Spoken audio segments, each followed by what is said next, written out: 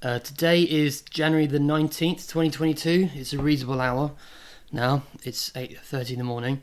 I've been busy posting on social media this morning, and today, or at least this half of the day, figure out how to get this going, how to create something with this, how to do something with a machine of psychological change, and how YouTube is the greatest self-discovery tool ever invented. Now, what I mean by that is, I mean the authentic self, the person you really are. Now, I don't know what you believe about the self-discovery stuff or how real you think it is, but it is so real, and you can push through yourself. You can plow through difficult emotions, or the other way. You can go spiritually. You can go, I don't know, meditation, yoga, whatever. One of those two ways is a path to self-transformation. Now, self-transformation is like a death of the old self, so a death of the way you are now. And then you are almost reborn into yourself, which I know sounds a bit mumbo jumbo, but it's not. I'm talking about a deep psychological change in who you are, in how your energy is different and how you interact with reality. So what I'm going to do this morning is, I think I'm just going to message a bunch of big YouTubers. I'm still waiting on that Kickstarter thing. I'm waiting for this payment confirmation before I can put up, help me build a machine of psychological change. So I think I'm just going to message a bunch of people, probably YouTubers, and just ask them if they want to help me to do it. Okay, so for obvious reasons, I'm not going to tell you who I'm reaching out to, but I've just written, I hope this email finds you well and thank you for taking the time to read this message. I'm reaching out to you today to find out if you're interested in helping me build a machine of psychological change to help people navigate to their truer, more authentic selves. My name is Rob Keating and I've ridden the trauma storm to understand who I am, how I work and how others are different to me. I spent the last 2 years trying to figure out how to do something with this, and I think I'm there. Please see my Instagram, Change Machine, Linktree, blah blah blah. Would you be interested in sponsoring my channel/videos? I'm now making daily videos documenting my journey. You can find me every day on the Self-Discovery Show. Thanks, Rob. I think there could be a bit more, but I don't really know what, so I'll just go with that. Let's go. Okay, so I'm not going to have time to make a proper video today because I want to get this done, but this part of the video, or the rest of the video, is going to be for if I've messaged you today and what it is I'm talking about. So a machine of psychological change doesn't have to be as complex as it sounds. This isn't like building a Google or building something obscenely complex and challenging. It's about your own version of reality and understanding yourself, how it is you derive meaning from the world and how you project meaning onto that world. Now, to start doing something like this, you don't need millions of people to sign up. You need just a handful of people who have had some kind of an epiphany or some strange gap. Steve Jobs talks about these gaps that they used to have, how things don't align, and how you have these strange outside noises, like the management consultant Clay Christensen, who wrote The Innovator's Dilemma. He talks about how God does not employ accountants. Now, what I think he means by that, he gives this, I think it's a TED talk about how humans use numbers to understand things. We have numbers for our finances and our systems as a way of interacting with reality and understanding what on earth is going on. Now, I think what he means by God does not employ accountants, it's who we are is in our unconscious, and what is going on in reality is projected by something really outside of our control. We don't have conscious control of our reality, and by getting into that stuff, if you've ever had this strange outside noise or an epiphany or something which doesn't align correctly, if you can charge towards that, like the hero's journey, Joseph Campbell, the underlying element of story. Harry Potter, his parents are killed, then he goes off into the wizarding world and fights down his demons and kills Voldemort. Katniss Everdeen and the Hunger Games, she answers her call to adventure, and then she goes off, and then she defeats everyone, and then she becomes herself. It's how humans interact with story. Now, we can all go on these. Well, if you're an intellect, you're probably not going to understand what I'm talking about. Oh, the hero's journey, and what's he talking about? Self-discovery. This journey you have to go on to become yourself, following yourself.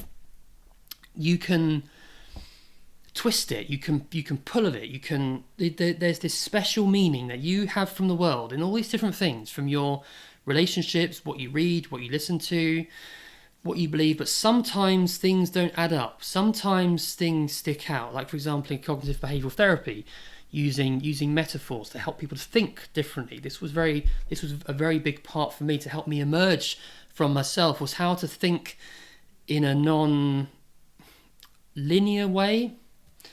That isn't what's important. But if you keep pulling at this stuff, if you keep, what was that, and what was that, and what was that, you can end up emerging from yourself and your reality becoming completely different. Now this, maybe it's the way people are, maybe it's trauma, maybe it's that, none of that's important, but you can emerge from yourself. So to start doing this, you need 5 or 10 people who just, that kind of happened to me. I had some strange noise, some strange little thing. Like, what if you chase towards that? If you run towards that, you might find more than you can ever have imagined. Now, this is why I talk about that, the Steve Jobs, the 5,000 concepts thing.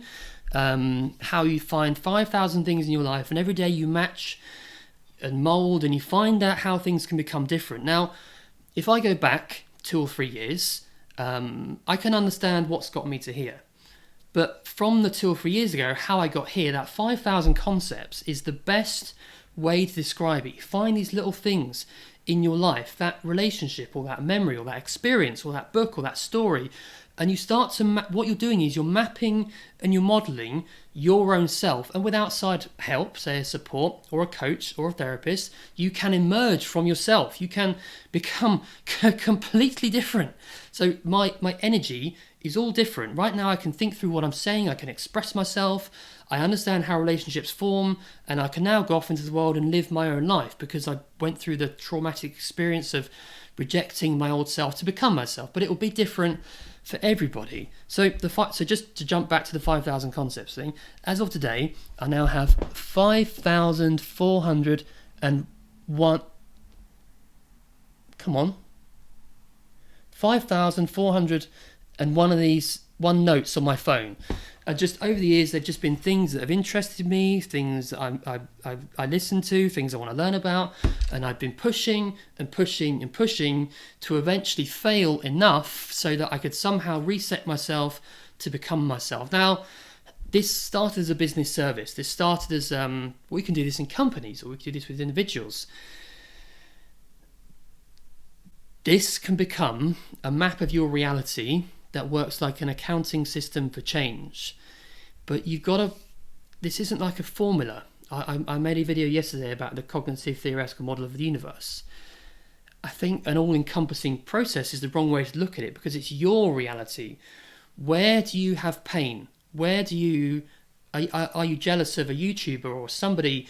You've got to dig away at that stuff. You've got to find something, or find what it means to you. Why did something happen to you? Should you be jealous of anyone? Is that a natural? Are negative emotions normal? You can get all that stuff out of your body and just have a great time.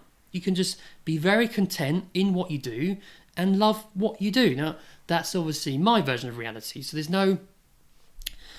The final goal, the final thing, is to have an integrated self. So you're living in harmony with reality, and you are what is known as a fully functioning person. Now, there's no fixated measure for this. It's not like he's integrated, he's integrated.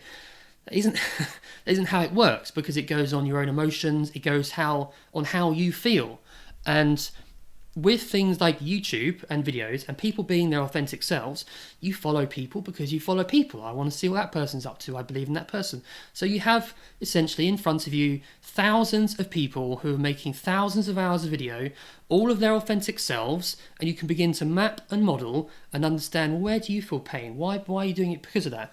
And with enough effort, you can better understand yourself, your own version of reality, and how you as a human works. So you can self-manage and look after yourself and run after what you want to run after, because you know who you are and you're not looking for confirmation from the outside world. And you can take your identity back from the world. I just want to touch on this here, projective identification, how your identity gets projected around onto the world around you in your attempt to change the world, to change who you are. Now this is a kind of mapped to this hero's journey thing. The identity gets projected, or the identity gets taken from you. Harry Potter, his parents were killed. That's all he wants is his parents back, so he has to go on this journey. But you can